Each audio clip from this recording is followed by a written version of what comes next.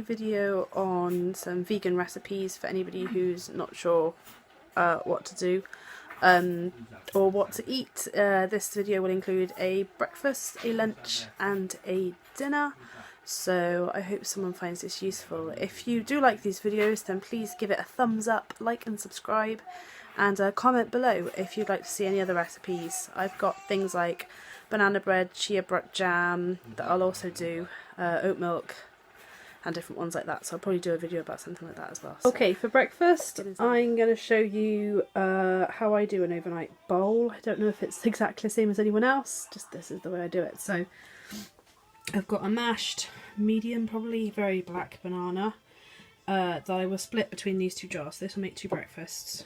I then add roughly about a cup, sorry about the American measuring things, but about a cup of oats to each jar. I sprinkle in some chia seeds, I add some cinnamon to taste, and then I put in about a tablespoon of this linseed mix, which is flax seeds, which are supposed to be really, really good for you. They're mixed in with sunflower and pumpkin seeds as well. So I add that all in, and then I cover it with just enough milk so that it's just above it, so that when it expands it doesn't end up drying out of the top. So you need enough to cover it, but not too much, because you don't want it drowning in it. You don't want really soppy porridge the next day. You want it so it just absorbs the small amount you've got over the top. Okay, so I'm going to fill my jars and then I'll show you when they're filled. This is my filled jars before the milk. So if anyone doesn't like the cups and stuff, for small measurements I just bought a set of these, which does a teaspoon, a tablespoon, a quarter of a cup, a third of a cup, half a cup and a whole cup. A cup is roughly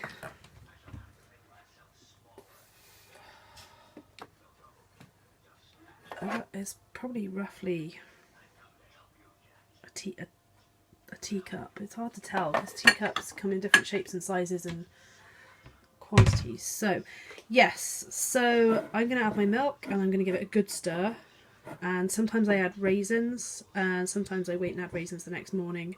I'm probably going to add different things tomorrow morning to this, but sometimes I just want something chewy in there. You can add other chopped things, you can add chopped nuts, but I'd add that on top rather than to it now, otherwise it's going to end up really soggy. So I'm going to add my milk. So that's how much milk I've kind of added, and I've given it a good mix. Some people like to add a sweetener. I tend to find the banana is just enough, and then I add some dried fruit on top, which helps give it a little extra sweetness. Or you can add desiccated coconut, but I tend to find the bananas enough to sweeten it for me, for my tastes anyway. So I'm just going to whack these in the fridge, and again this will be my breakfast tomorrow and Friday when I don't want to have to fuss around with anything for work. So yeah, I hope someone enjoys this. Okay, chickpea tuna, how I do it. So I'm probably going to film this in stages just because my daughter's just finishing her lunch. I need to make some for tomorrow and I don't have a tripod to be able to hold it while I mash anything. So I only want enough for a couple of days, otherwise it goes mushy. So you want to eat it within 2 or 3 days, not because it will go off, but because the consistency with the water from the pepper, the cucumber and anything that's left over from here, it doesn't taste as nice, it just mush. So what I have is I have a small tin of chickpeas, which I'm going to rinse and drain and then mash. I'm going to leave a few of them whole. I'm not going to mash it completely, just because it's nice to have some texture in there. Then I've got, it's half a small red onion, about 1.5 inches of cucumber dice, and then a bit of red pepper dice. I've got, this is the Tesco one, free from mayo, and I also, my preference, I like to add some balsamic vinegar. So what I'm going to do is I'm going to rinse and drain this into here. I'm going to mash it in here because my mash is small enough to fit in there. Once I've done that, I tend to add a little bit of balsamic vinegar and mix it in, and then I'll mix all this in, and then I add a good dollop of this, and then mix it all together, and then that's it. I put it back in the fridge and put it in my sandwich, probably eat it Wednesday, Thursday, Friday now. And it should last that long because my rolls aren't that big. So yes, I shall get on with it and then I shall come back and show you the end result. So I'm just going to show you what it resembles once the chickpeas have been mashed. So as you can see, it kind of resembles tuna flakes, which is why they call it chickpea tuna. So I used a potato masher. Just give it a bit of elbow grease. That's all you've got to go down. If you want it really, really fine, use what are they called, mincers or something. I used to have one, but I hated cleaning it and never used it, so I no longer have one of them. So I'm going to put all this in here and then add my balsamic vinegar mix and then add this. So don't add them together. I haven't added them together like that. So I shall show you the finished result now. So this is the end result. So I don't have any direct specific amounts for like this or the balsamic vinegar. I put a splash in and a good dollop. It's kind of to your taste. Keep tasting it. If you want to add salt and pepper, add salt and pepper. You could mix this up by maybe putting in sweet corn or putting in spring onions if you wanted to. I like it like this. I might change it up in the summer. And I didn't have any sweet corn. So yes, chickpea tuna. And I shall have this for the next 3 days. Okay, this isn't all the ingredients for dinner. I just thought I'd film it before I forget and end up throwing it in the pan. So I've got a medium chopped onion and a red pepper, a yellow pepper and a green pepper.